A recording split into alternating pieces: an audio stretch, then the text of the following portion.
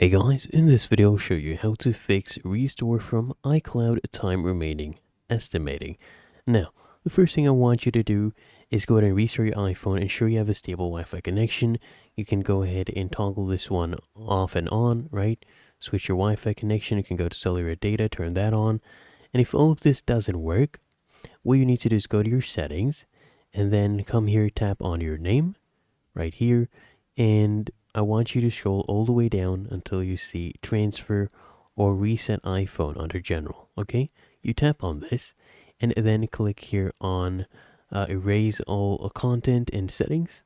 Okay, we're erasing this phone, and then you just click on continue. Make sure you erase all of these, and then after you're done with this, your iPhone will restart and you can go ahead and try it out. Okay, it should work. Now, if you found this helpful, make sure you smash the like button and subscribe to App Mentor.